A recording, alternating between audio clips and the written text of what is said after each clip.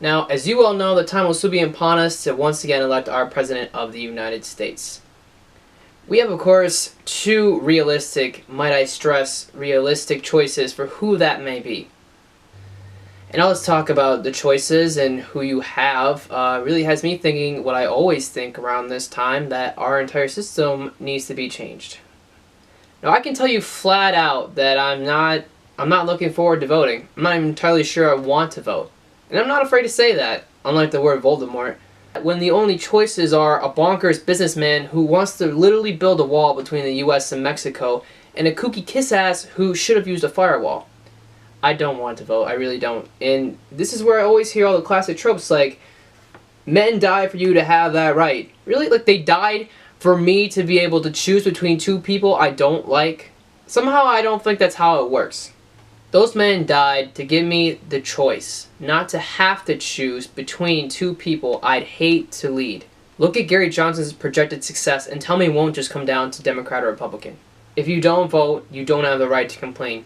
But it's exactly the system that I'm complaining about. The problem is that the secret to politics is not what most people think it is. It's not actual, not entirely at least, justice. It's mostly about popularity. It's about votes. It's about money.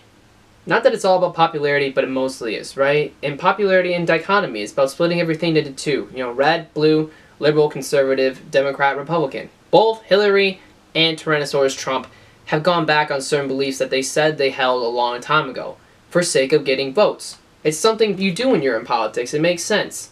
The problem with that is then you get something that's not genuine, right? You have people sucking up. You have people catering to a party instead of actual beliefs. You have two extremes playing tug-of-war and really never reaching that middle ground that we strive for, It's two extreme ends. Recently, we had state-level elections in Michigan, and I was pleased to vote for Darren Camilleri for state representative. He's pro-life. He's probably Christian. I don't really support the pro-life stance. I'm more pro-choice myself. But I agree with, his stance on less lethal weapons a lot more, and I think the fact that it wasn't just a red or a blue, but more of a blend of ideas, it made him seem more appealing to me. It made him seem more genuine, that he actually believed in what he was saying instead of just trying to cater to the voters or a party. There's 300 million people in the US, right? That's 300 million different viewpoints that we should have. So why then do we only elect people that represent two? It doesn't make sense to me that the Democrats and the Republicans are the only ones that have a fighting chance, Like, why not the Whig Party or the Tea Party or the Libertarians? Now, I'm not saying I want a Whig in office. I'm just saying I'd like the option. I'm just saying the opportunities should be equal. It's not.